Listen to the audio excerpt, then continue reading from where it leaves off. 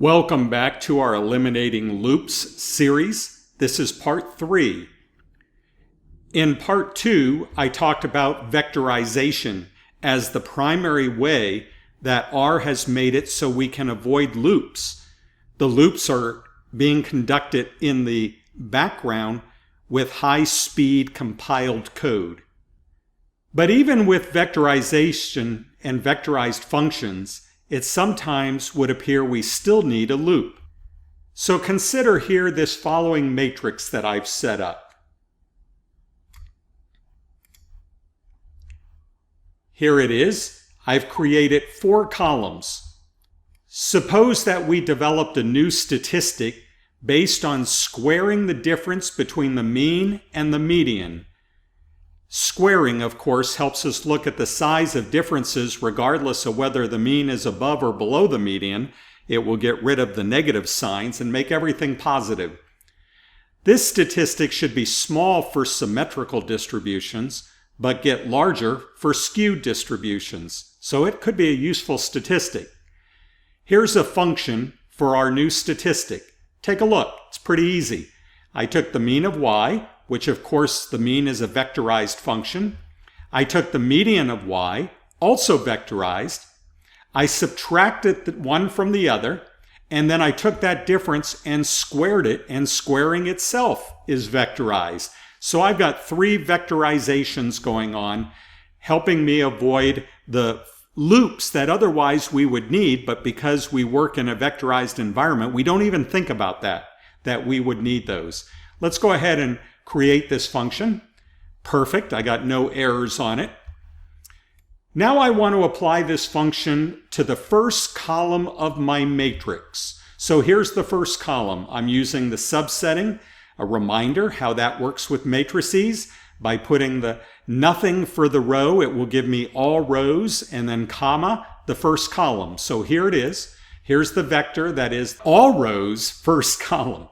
All right, so it's the first column of data in our matrix. You can see our matrix over here still showing in the console, and this is the first column.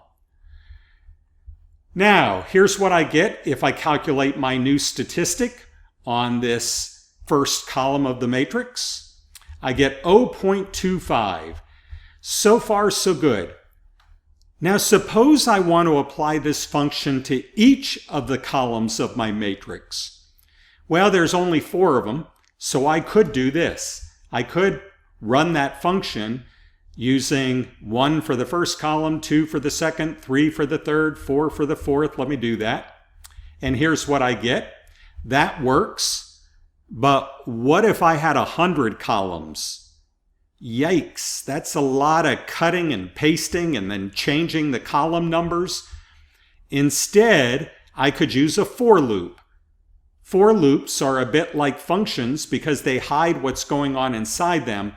So as you'll notice here when I created this for loop, to see the results, I need a print statement.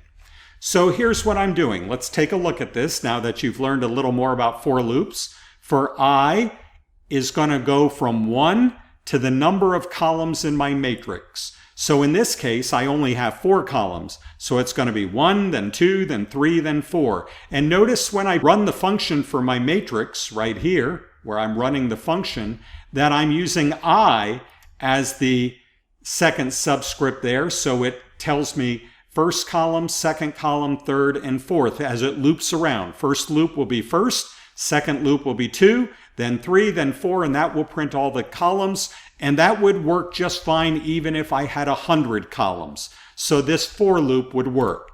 And here's what we get. If I had 100 columns, it would be almost as fast to give me all 100 numbers. So that's cool.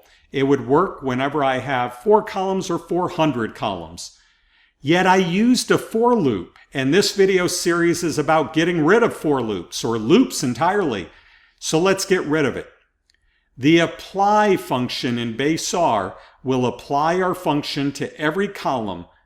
So we are already using vectorized functions mean, median, and squaring, but now we're going to vectorize across the columns of our matrix as well. We're vectorizing our vectorizing.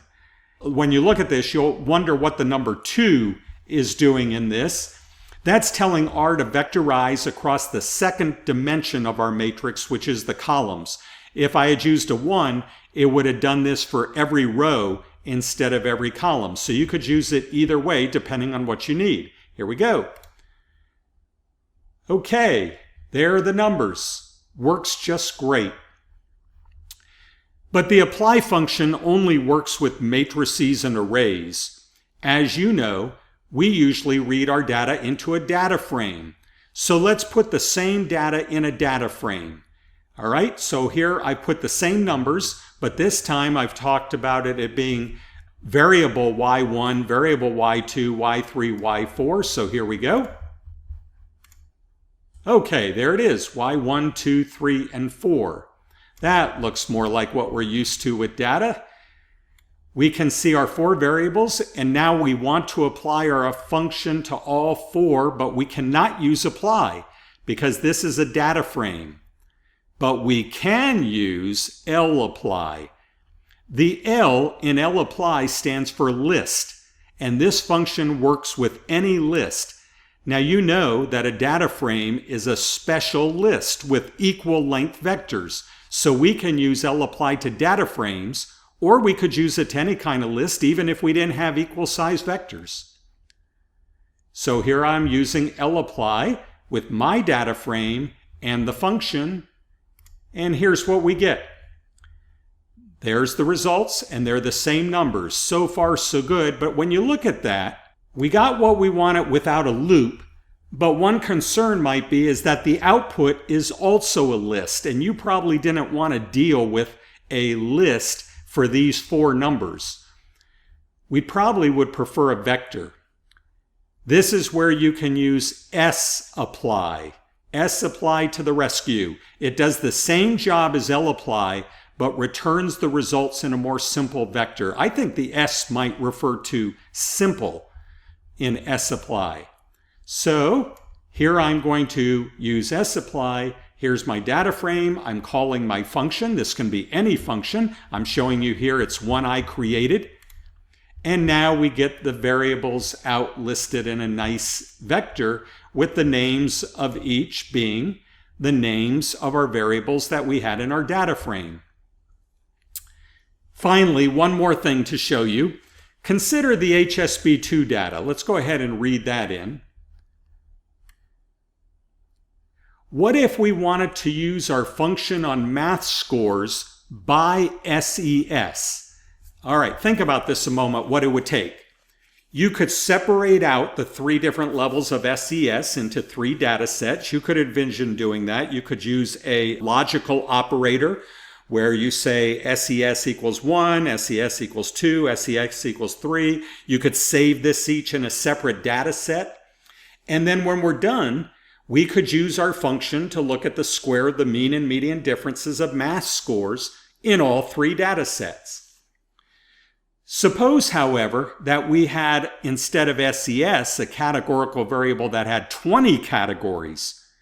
That would be a pain. You'd have to go separate out all 20 of those data sets and then run each of those with our function in order to get the mean, median, square difference for math scores.